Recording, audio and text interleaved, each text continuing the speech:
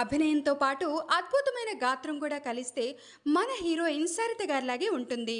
తన 14వ ఏటనే director K Balachandra గారు మరో చరిత్ర సినిమాతో సరితని హీరోయిన్గా ఇండస్ట్రీకి పరిచయం చేశారు.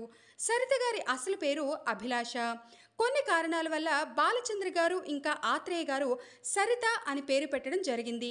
మరో చరిత్ర సినిమాలో హీరోయిన్ పాత్ర కోసం 161 మందిని ఆడిషన్ చేశారట. కానీ బాలచంద్ర గారికి నచ్చలేదట. అయితే రైటర్ గణేష్ పాత్ర సరిత గారి ఫాదర్కి క్లోజ్ ఫ్రెండ్ కావడం చేత ఒకసారి ఇంటికి వెళ్ళినప్పుడు సరితను చూసి కమల్ హాసన్ పక్కన హీరోయిన్గా యాక్ట్ చేస్తావా అని అడిగారట.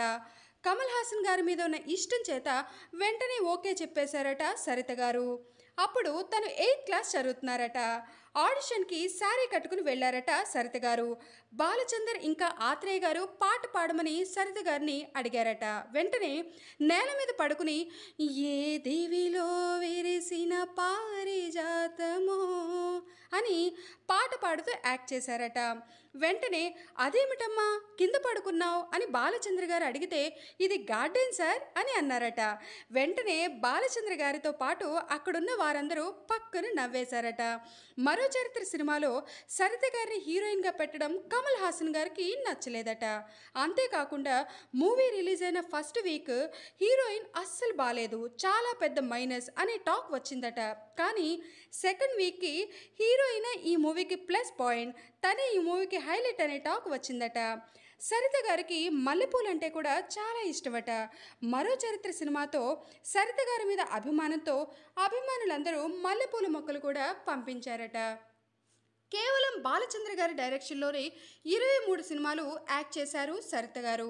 మరో చరిత్ర సినిమాలో heroine mother character hero Kamal Haasan గారి ఫోటోని కాల్చి బూడిద చేసే సన్నివేశం ఉంటుంది.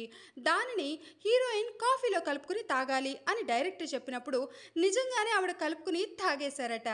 ఫస్ట్ టేక్లోనే ఓకే అయిపోయిందట ఆ సీన్.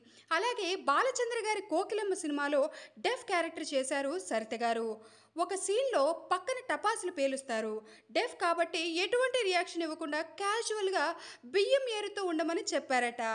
ఎంతో ఛాలెంజింగ్గా ఆ సీన్ని యాక్ట్ చేశారని సరిత గారు అన్నారు. తెలుగు, తమిళం, మలయాళం, కన్నడ మొత్తం 4 భాషల్లో 161 సినిమాలు యాక్ట్ చేశారు సరిత గారు. అయితే తన డబ్బింగ్లోకి ఎంటర్ అవ్వడానికి మాత్రం కారణం డైరెక్టర్ దాసరి గారు అని చెప్పారు. ఆయన డైరెక్ట్ చేసిన గోరింటాకు మూవీలో హీరోయిన్ సుజాత గారికి డబ్బింగ్ చెప్పమని సరిత గారిని అడిగారట. ఆ విధంగా డబ్బింగ్ ప్రపంచంలోకి అడుగుపెట్టిన సరిత గారు సుహాసిని, సౌందర్య, నగ్మ, రమ్యకృష్ణ, రాధ, రోజా, విజయశాంతి లాంటి అలనాటి అగ్ర హీరోయిన్లందరికీ గాత్రదానం చేశారు. నగ్మ, సౌందర్య అయితే మా సినిమాలకి సరిత గారే డబ్బింగ్ చెప్పాలని కాల్ చేసి మరీ సరిత గారిని రిక్వెస్ట్ చేసేవారట. డబ్బింగ్ చెప్పడం అంటే నాకు చాలా ఇష్టం, అది ఒక బ్యూటిఫుల్ ఆర్ట్ అంటూ తన కెరీర్లో అది కూడా ఒక భాగం అని చెప్తారు సరిత గారు. ఎన్నో ఏళ్ల తర్వాత మహేష్ బాబు యాక్ట్ చేసిన అర్జున్ మూవీలో ప్రకాష్ రాజ్ గారి పక్కన భారీగా విలన్ పాత్రని పోషించారు. తెలుగులో ఆలీతో సరదాగా అనే టెలివిజన్ షోలో తొలిసారిగా సరిత గారు ఇంటర్వ్యూని ఇస్తూ తన సినీ జీవితాన్ని గురించి ప్రేక్షకులతో పంచుకున్నారు. అందం, అభినయంతో పాటు